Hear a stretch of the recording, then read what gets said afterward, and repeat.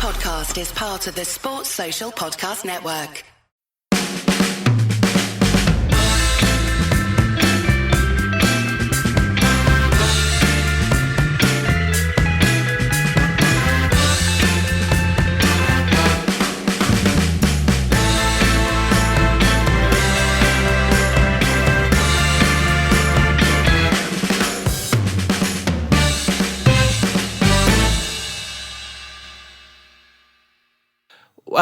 Hooray! We beat West Ham 1-0 in the FA Cup. Yay! Oh my God. There's 2 hours of our lives we'll never get back. And for some reason, rather than the general consensus, which is let's never speak of this game again, we decided we'd do a podcast about it. That and previewing a game against West Bromwich Albion, the most boring fixture you could possibly preview. It's sexy. It's good. This is commitment, Paul. This is... Look, you know what? It was a boring game. It was a boring game, and it was almost entirely down to West Ham's tactics. You know, we bigged up David Moyes on the last show. Well, you did, because you've got like warm and fuzzy feelings for him for some. That's a bit strong. Weird reason. Okay, you've got a raging hard on for him. Wow. No? I didn't like that one. Oh, okay. Yeah, mental picture there. So you don't completely hate David Moyes. Exactly. Yeah, all right. For some reason. And they're fifth in the table, and we were talking about how well they'd be doing this season.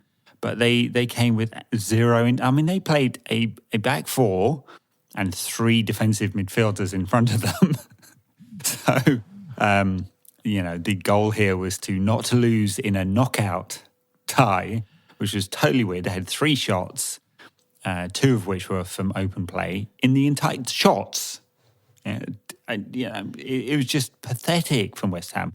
At the same time, United made a lot of changes, weren't particularly fluent, although 17 attempts from United, that doesn't always tell you everything, doesn't it? But, so we had a United side not super fluent, and a West Ham side that had zero ambition. None, absolutely nothing. Not even towards the end of the game.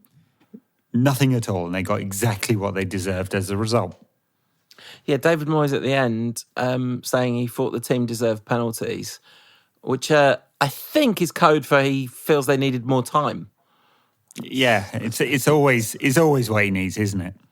Yeah. Their lack of ambition really did spoil the game. United completely unable to break through. In normal time, Solskjaer made some fairly early substitutions. Of course, the one exception to his refusal to make early substitutions being if Donny van der Beek is already on the pitch, you are allowed to remove him early. He struggled, I thought. I don't think it's any sort of metric of his quality that he struggled. I think it's clearly the team has to play in a very different way with him in it for him to be effective than it does with Bruno in it, because they're so used to get the ball to Bruno and hope he does something, that having someone who's used to automatisms and structures and kind of just structured passages of play looks kind of like a fish out of water when he plays at number 10 in this side. Well, he does, yes. Because Bruno's all progressive passing, looking for the killer pass straight away, and Donny van der Beek is looking to link up play and interchange play and have movement around him, and it's just very different. Look, I don't think it's unfair to say that Van der Beek would probably look better at a number 8 role rather than a number 10, and for whatever reason, just in this United side, because he'd be getting the ball more often, and he'd get more involved, and Solskjaer doesn't really want to try him there at all. So at the moment, he's the reserve for United's most important player, which means he's barely going to get a look in, and it'll be the same next season as well, and the season after that, if he survives at the club. So something's got to change. That said, he's also just a little bit passive, or feels it compared to Bruno. He's just not the same kind of player at all. So. Ronaldinho feels passive compared to Bruno. Bruno's the most active mind, he's the most aggressively progressive footballer I've ever seen in my life. He knows nothing except progression, for better and worse, as we've discussed on numerous occasions, and Van der Beek just isn't like that, is he? I'm trying to work out other notable performances, really. Martial came in for an absolute ton of stick after this game, and I actually thought he was one of our better players. He seemed to link play really well. There was one in the box late on where he had a really poor shot of the kind he's been having recently, but for the most part, I thought he was quite effective. I actually thought he was fine. He was fine against a very stubborn backline that was intent on trying to kill off all the passes into him. You know, most of United's shots were from distance, not great quality shots, and you know, against a side that was trying to smother him, he did okay. I you know, look, I know social media is the most reductive form of any media, and football fans are pretty reductive anyway. And him missing a shot near the end will be the thing everyone remembers. But I thought the criticism, if there is any, is a bit over the top. You know, he's not going to win the game all on his own. He did all right. As did Rashford. I mean, he got an assist for the goal that Scott McTominay stole off Bruno. You know, he did fine too. Elsewhere, like much of a muchness, United defended okay. Didn't have to do much. So yeah, Genius gave Maguire man of the match, but really, I don't know what that could possibly have been about. I actually thought Dean Henderson did well. Again, not particularly troubled, but just, you know, the differences between him and De Gea they're in stark relief, aren't they? He's such a different character, and we have kind of been crying out for him to. We've been kind of crying out for somebody to be a bit more commanding in the area, and Henderson is nothing if not that, is he? Yeah, he took a couple of crosses very easily. I mean, probably ones that De Gea would claim too. But he's a very active goalkeeper. You know, he tries to organise his defence. He's not shy about having to go at them when they don't do what he likes. He comes for a lot of crosses. And we talked about this before. I mean, if we didn't talk about it on the pod, we were sharing data on the WhatsApp group some time ago. You know, he claimed something like twice as many crosses as De Gea. You know, he's just a very different style of goalkeeper. And that, apart from it was a really nice finish from Scott McTominay, and that's now 7 goals in all competitions for the season for our box-to-box 3 games Titan. in a row that he scored as well. Yeah, and crucial goals too. So, you know, good on him, and long may it continue. I think Scott McTominay is good, as I said last show, it's my current favourite agenda. And that's me done with the things I've got to say about this game. Yeah, I mean, I guess we could drone on about each of the individual players. I mean, there's no one really massively stood out, or of the players who came in, anyone stake a claim for a permanent place in the side? I mean, probably not. No. So, Ole made a few substitutions. We're critical of him. Mind you, 2 of the 5 were fullbacks. He loves a fullback substitution, doesn't he? It's funny thing is you said on our WhatsApp group, it's because the fullbacks do loads of running. So I was like, I don't know if I believe this. So I looked it all up. Shaw does a bit of running. He does, and he's quite bursty as well. So his data for different types of running is pretty interesting as well. So. Yeah, I mean, I just think that it's to do with the particular demands of that position. I think that he's looking to get some rotation in those legs because he sees them as such crucial components, and they do. You know, the midfielders are getting a bit more rotation than they are, aren't they? And there's probably more cover in a way, not necessarily high quality cover. I mean, Matic and Fred, right, started this game if I remember correctly. Not McFred, but Matt Fred. It's a really bad combination. I mean, I don't know. I think we'll do some questions today. Lots of questions about Fred.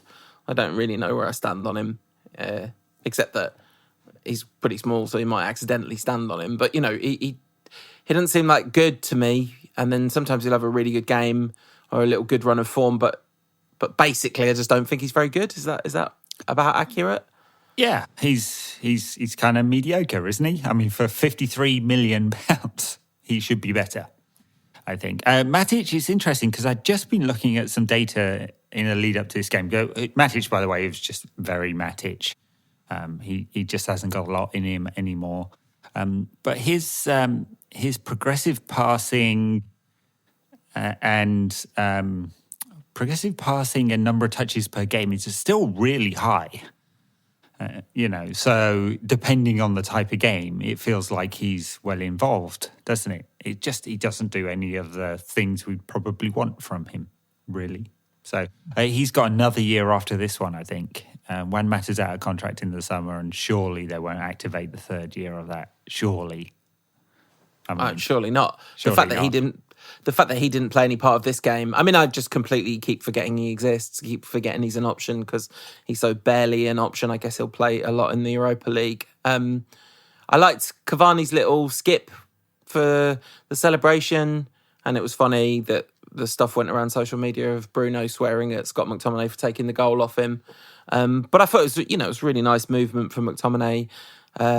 Starts that move right in his own box, and breaks into the box just at the right time to score a goal. Should we take some listeners' questions after that, or have you got anything else you want to say about that game? No, I'd just be making something up to say.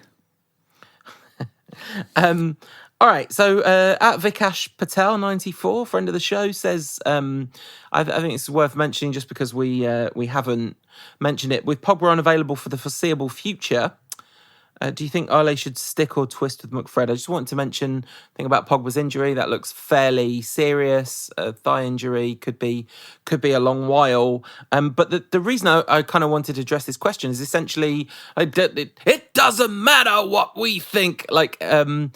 To paraphrase The Rock, it simply doesn't matter what anyone thinks. He's going to persist with McFred. He's going to twist with McFred. He's not going to stop playing the two of them together, is he? No, and I mean, like when Scott McTominay is scoring like this, it kind of justifies the decision when it's not one of these big games where he wants to play a double pivot. I think the problem is that McTominay's passing, as we've said over and over again, just isn't all that, and Fred's is even worse. So you lose something huge in terms of creativity from the centre of the park. That's a massive trade-off with having them in, and we're going to be playing West Brom, Real Sociedad twice, Newcastle. I think all of them come before we play Chelsea, which is the next game. You might think, well, maybe we want a double pivot in that game. So. Yeah, I think, you kind of unleash the beast with McTominay, right? You play him and say you don't have to be one of a double pivot. You can be them 8 in a 4-2-3-1. But maybe the passing's a problem there. But a lot of the job of the midfielders at United is just to pass the ball to the forward players anyway, isn't it? I mean, pass the ball for them to start the real creativity to speed up the passing. But that's a bit of an issue. Sure, but I think that's an issue. I think you want as much progressive passing as possible from your number 8. So otherwise, it's obvious. It's going to be going into Rashford or Greenwood's feet, or they're going to try and find Fernandes, and that's the choke points for the defence.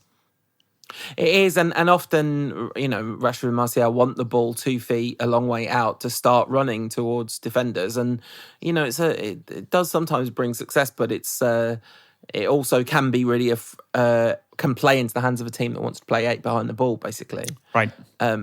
In the way that West Ham did. Red Devil 09 saying, why did Mason have to destroy Noble like that, and when will he give his soul back to him? I think he got his soul back when he waved at Ian Wright. The BBC coverage, Ian Wright was so bored he was just waving at the players, and Mark Noble was the first one to wave back at him, so thus earning his soul back after Mason Greenwood took it off him with a beautiful, beautiful piece of Greenwood business. A Berbatern.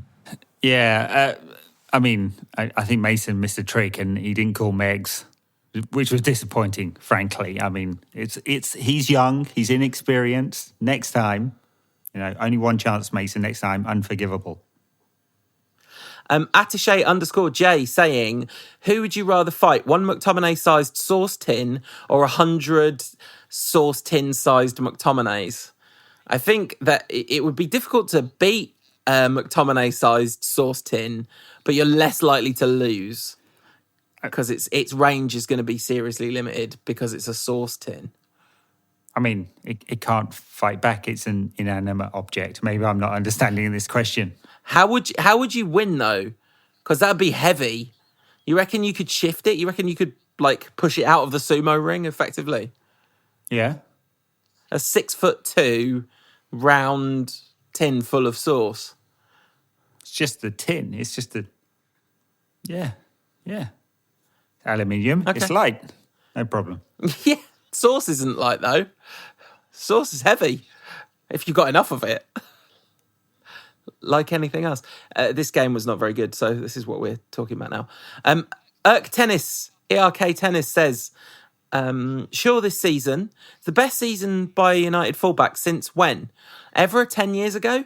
I actually think it's Evra 12-13, because he had a real renaissance in that final season of Fergie's. But genuinely, I don't think a fullback's had a better season at United. Unless I've forgotten one, a fullback hasn't had a better season at United than Shaw's season this season since Fergie, for sure. Yeah, no, I think that's fair. Yeah, I'm trying to think of one, but I think that's right. I mean, of course, Shaw inexplicably won Player of the Year a few seasons back when he was really not that good. So, but he's having a cracking season and he deserves all the plaudits. I don't know what the turnaround has been. It's a little bit tactical because he seems to be given loads of freedom to go forward at the moment, or he just didn't want to before, and now he is. But I suspect a lot of it's kind of fitness and conditioning, the fact that he's not had a serious injury this season, but all that running he now does is all good.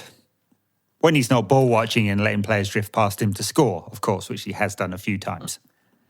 Yeah. Cheeky Ball Boys says... what are you most excited about or looking forward to for the rest of this season? I'll pass that one to you, Ed. Well, I'd like to see United not drop off like last season. I'd be excited about United. I'm sure there's some games we're going to lose and it's going to be desperately frustrating and we're going to be saying, what if? Because it's just the state that the team is in right now. But it would be nice that United aren't dropping off like the end of last season when even though they were winning games, the performance levels really flatlined, didn't they?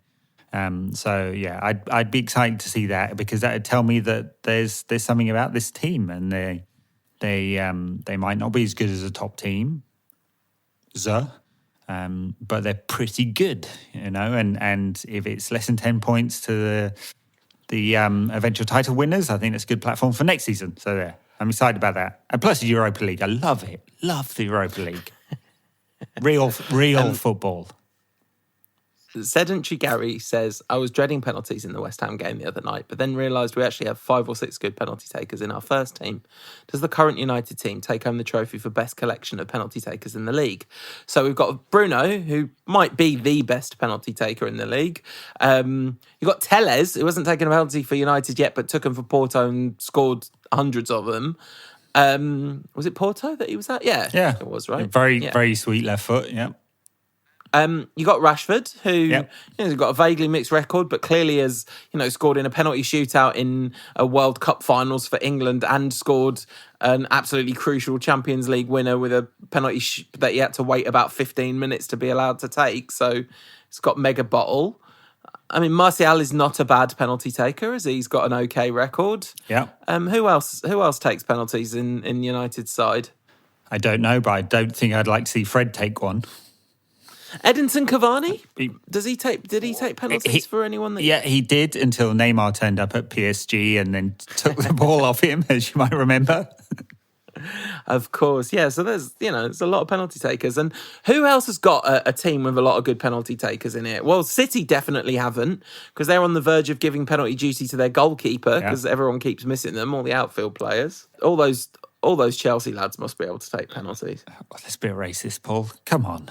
Jeez. Well, just because they're I meant Mason Mount. Oh, yeah, totes.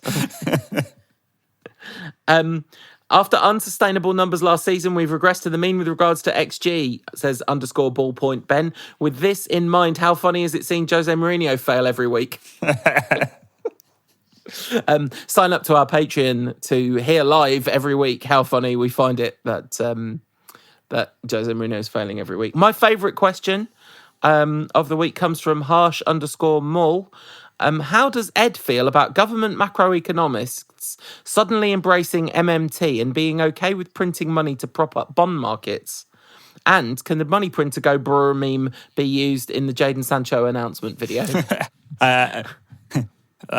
This is a complex question that deserves a long answer. I'd just say that we've had 10 years of QE, so it's not a newfound thing that governments print money. And by the way, it's perfectly okay.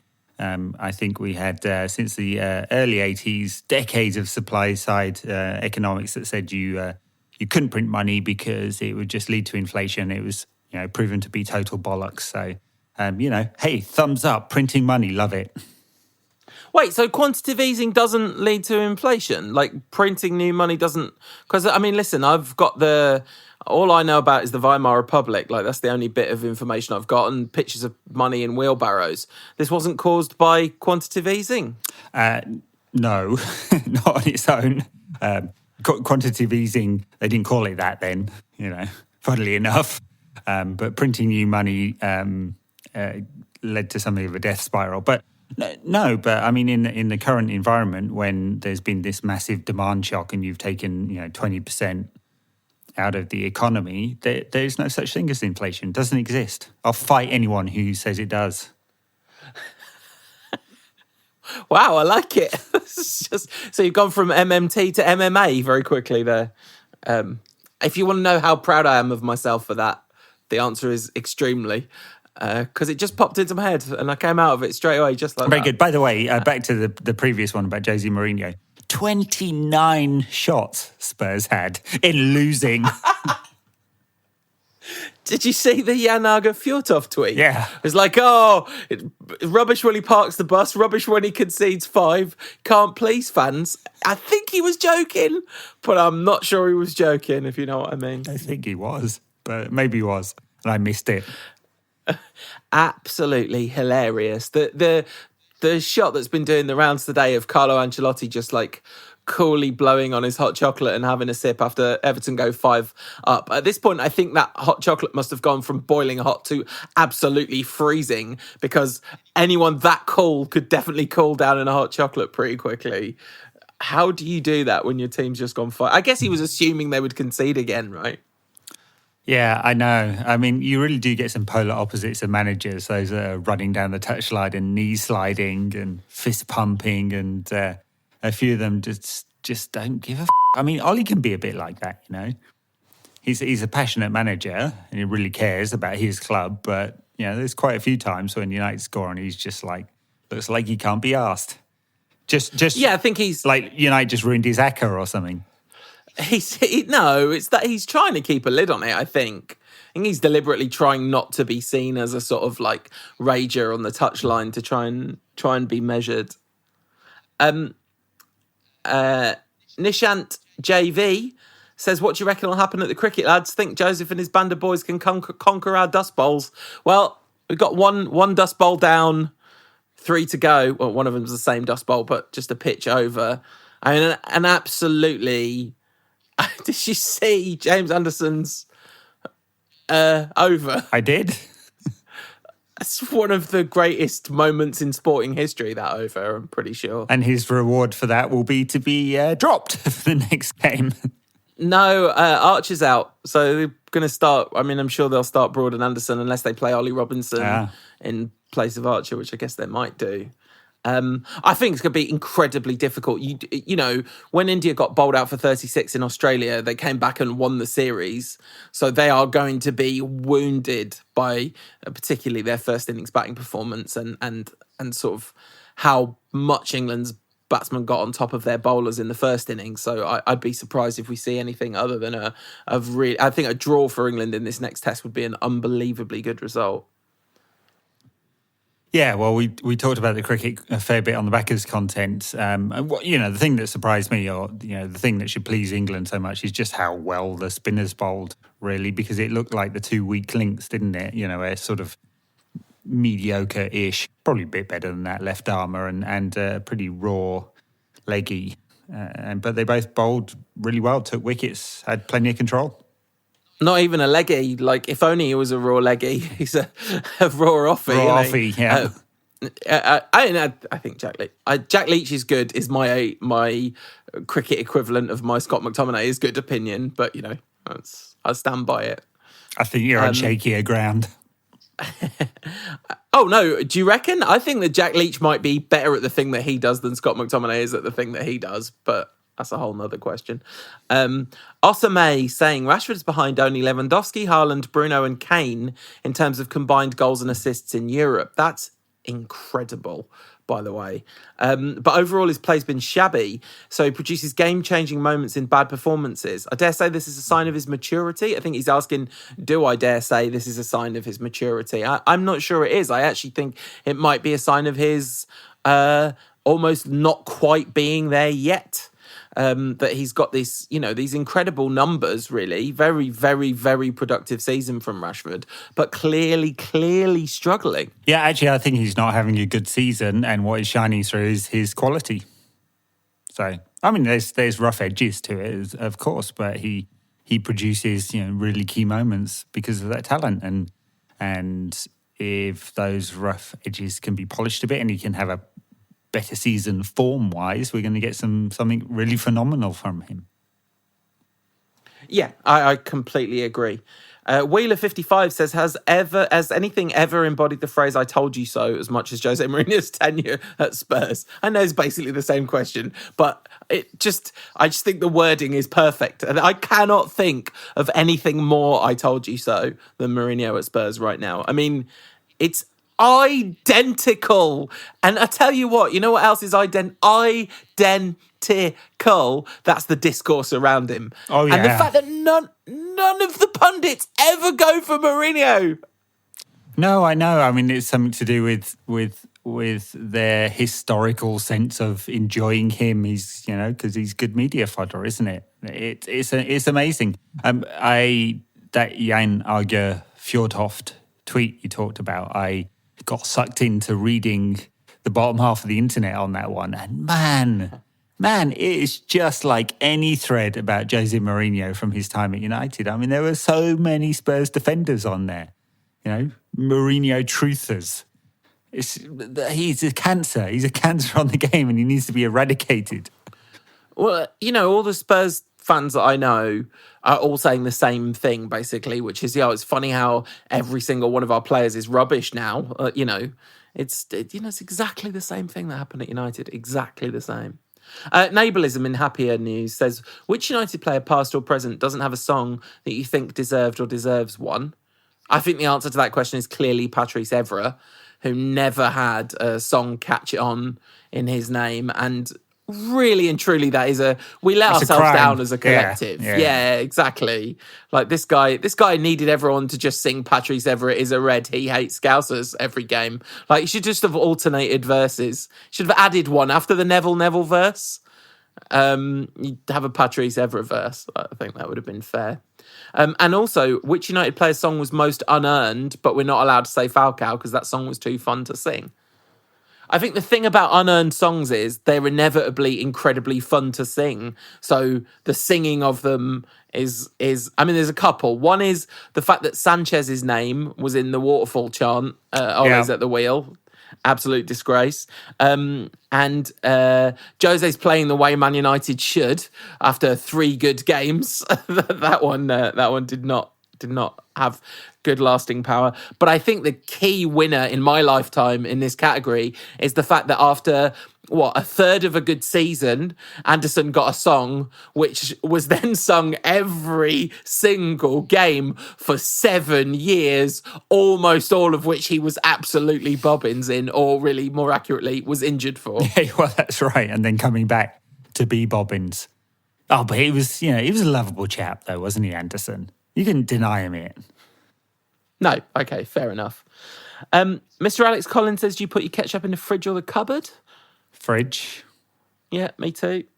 And Friend of the show, Tariq Amir, La False number 12, saying Carl Anka complained about someone passing wind in the press box and Custis was named as the most likely suspect, not by Carl. I have to stress this was the replies rather than Carl's assertion. Don't want to get him in any trouble here. If indeed it was Custis, is he taking his vendetta against the Athletic too far, as the use of chemical weapons has been outlawed by the Geneva Convention?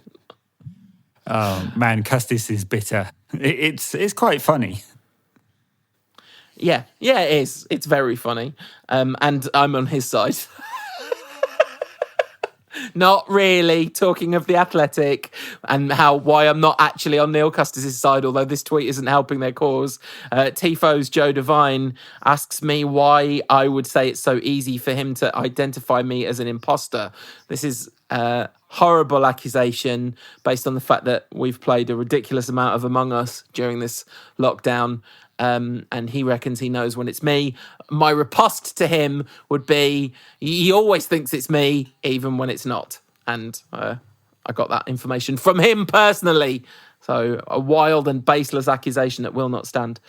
Olav Toslemo says, ananas on pizzas, yay or nay? And the discourse around pineapple on pizza is the dirt worst.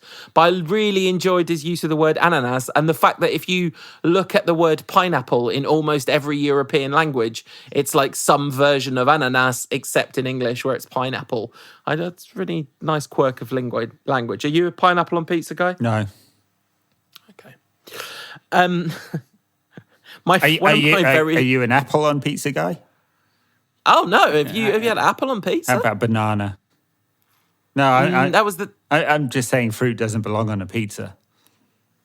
I bet you somewhere there's like an apple pizza with like a really tart, sharp apple that works really well. One of my favourite usernames on Twitter, which is FBPE, is just white people's hotep, says, how will England mess up the 20s and not win a World Cup or a Euros, given their attacking talent? Will they put the golden generation to shame? Well, yeah, this summer, everyone's going to be dead. So we're going to get a weird Euros, much like the year that Greece won it. So there could be anything could happen, I imagine. Perhaps even a team that has a bunch of players who've hardly played because they're like reserves at their clubs or whatever. There's no way England win in Qatar. I don't care if it's in November. It's going to be boiling. And when are we're then Euro 24? Who knows, where will be Euro 24? There'll be plenty of ways that England can mess it up, for sure. Yeah, and I think in the end, the answer's probably going to be the same way they messed up last time, by having a manager who is a little bit kind of constitutionally reluctant to get the best out of his attacking players. I think that might end up being what causes the problems. The boy Payne says, why has United's defence turned from make you nervous but third best in the league to genuinely bewildering in one season? Is it more expansive football? I wonder whether it's like Dave's having an absolute mare of a season this time around. I don't think he is, though. No, he did last time, didn't he, actually? He made more mistakes last season, probably. I think I was trying to remember this because someone pushed back on Twitter. I mean, how many actual mistakes has he made this season? A couple? It's not many. So, I think it may be less protection from central midfield. It may well be. It may well just be that people have found out what Maguire and Lindelof's kryptonite is. I think it is a little bit, they're trying to push fullbacks forward, so it's leaving space. And we're not able to deal with that. Yeah, possibly. And I wonder also if there's just some reversion to the mean. Like they just would have expected to concede more goals last season than they did. I can't remember what the data said. How many 3 for 55 alarm calls in a row can a person handle and still be able to function? Asks Stephen HenDR91, in reference, no doubt, to the time of day you have to get up to watch cricket. I'm really looking forward to the fact that the third test is day-night in India, which means it's 9 to 5 here. Wow, it's perfect for shirking off work, isn't it? Absolutely. Unfortunately, you're moving to a new and exciting time zone. God, how many? So 4 a.m. is going to be 8 at night. There you go. I can watch a few hours. Yeah, ideal. Talking of which, like Ed, you're about to move to a whole nother country. Means we're not going to do a podcast this weekend. I feel like transatlantic moves are a reason why you're allowed to take a week off podcasting. But we might be back after whatever I guess it's Sociedad. We're not going to be back after Sociedad. We'll be back next weekend. We could be back after Sociedad. I mean, why not? Nope, absolutely not. I'm on strike from the Europa League. They're in football detention. There's no reason we also have to be in football detention. What if it's a cracking game? Then we'll talk about it after the weekend's fixture. How's that sound? Thursday night is a terrible time to have football matches. It'll be Thursday lunchtime for me, so I shall be kicking back with beer in my hand. So what time are the sort of typical kickoff times here going to be where you are? Well, I'm going to be on the West Coast, so I will be midday for the 8 o'clock midweek games or quarter to 12 for the Champions League games when we're back in, or Europa League. Well, Europa League, it's 5:55, isn't it, in Turin? So... God knows. I can't even compute what. Why is this tournament happening? Why is it happening? I'll tell you why it's happening. Because UEFA are absolutely terrified of the Super League, which is surely just around the corner at this point. Yes. And then Saturday games, 3 o'clock is, count backwards. It's 7 in the morning or something, I think. Not too impossible then. The lunchtime Saturday games is, fairly early. I guess you could record them, right? You'll have all the channels with all the football on it. Yes. I might as well get up. It's good to watch it live, isn't it? Yeah, no, fair enough. Rather you than me. All right, so let's do a West Brom preview. We are going to have to work hard to break down West Brom's stubborn defence is what you might think. It's what you might think a person previewing this game would say. But hold on a second. Let me just put into Google. Now, I'm just going to type here Premier League and table. And there's the table now. Yep. I'm just going to tap more. Where are West Brom? Oh, look, they're 19th. Well, that's probably quite bad, isn't it? Oh, yeah, they definitely don't have a lot of points, these guys. Just the 12 points.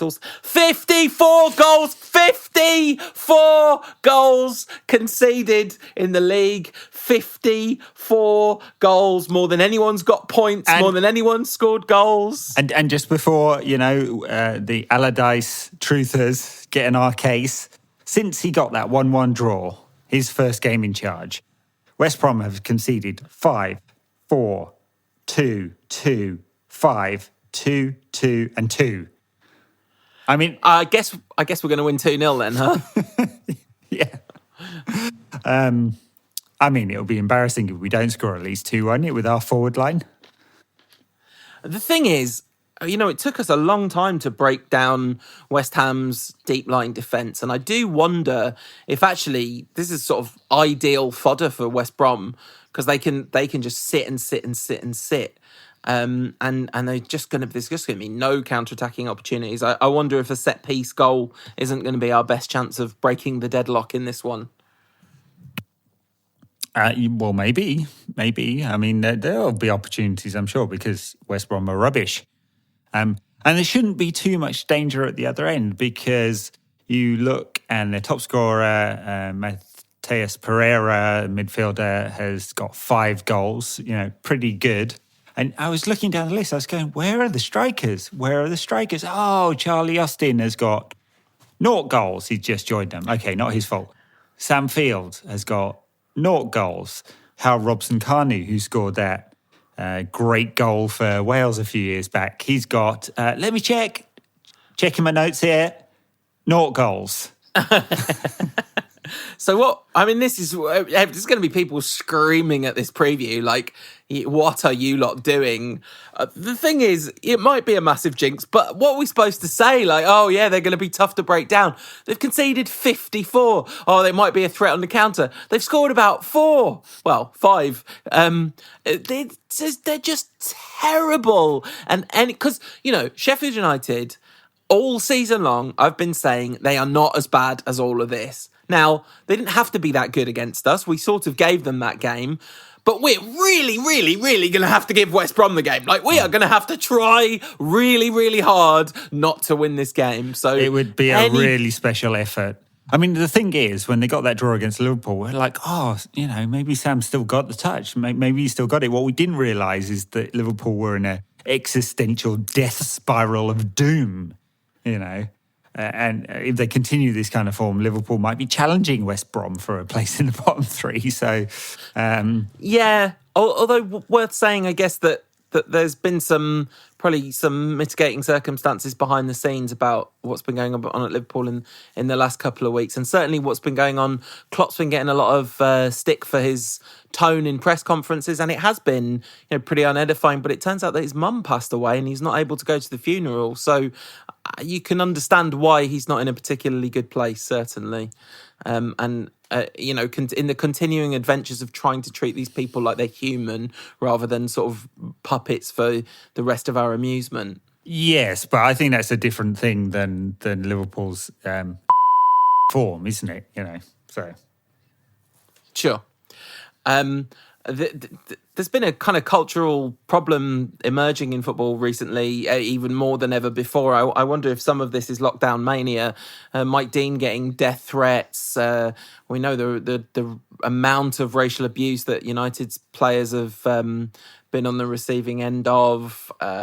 It's sort of getting worse and worse and worse and worse. And I do think that maybe we should be a little bit more measured when, making just going that extra mile to make sure the abuse and the attacks. I even felt bad to call the last show was my idea, calling it Harry Maguire God Why, which made my friend. That's not an attack. That's an amusing. It wasn't. Yeah, it was just being silly. Really, he's obviously a human with feelings, and sure, definitely, sure. Like, there's nothing wrong with opinions. I think that's completely different from a death threat or racist abuse. And I don't know whether it's just that simply with some things, a media narrative builds, right? Unfortunately, it's good to call it out. And hopefully in calling it out, pressure is put on the relevant social media platforms and other media outlets to take action, because they certainly can.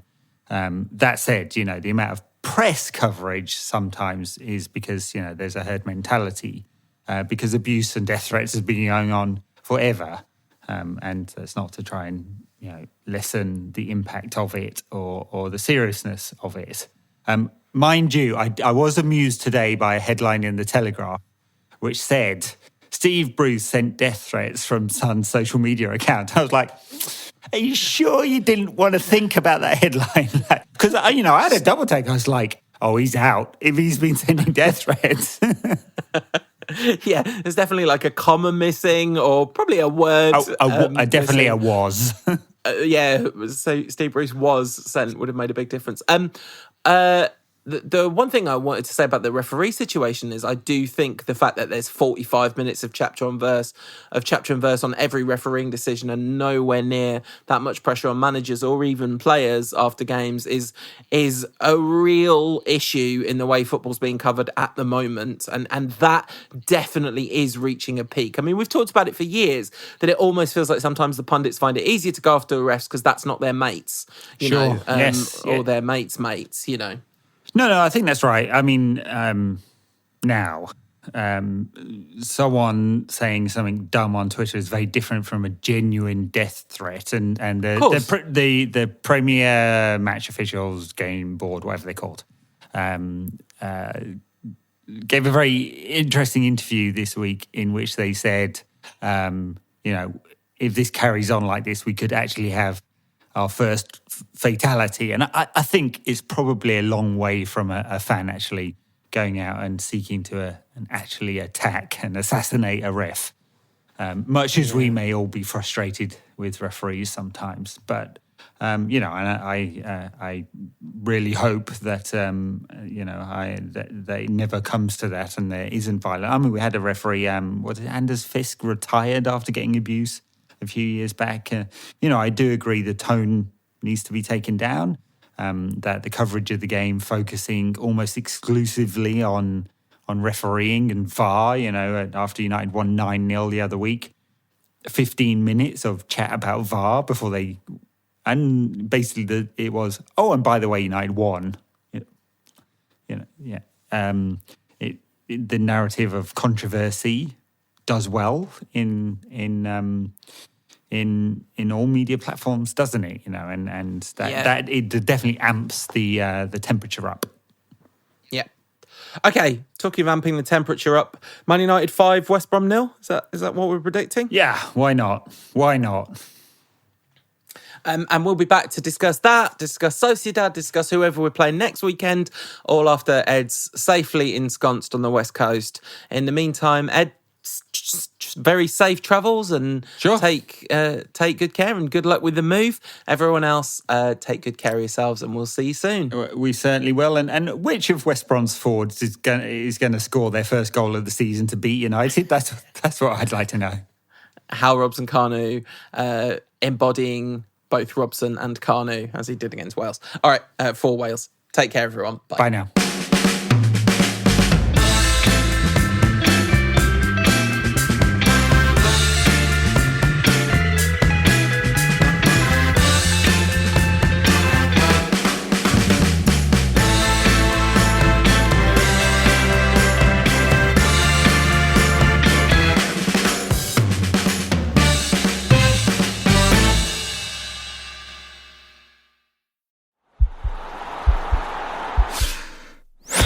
This podcast is part of the Sports Social Podcast Network.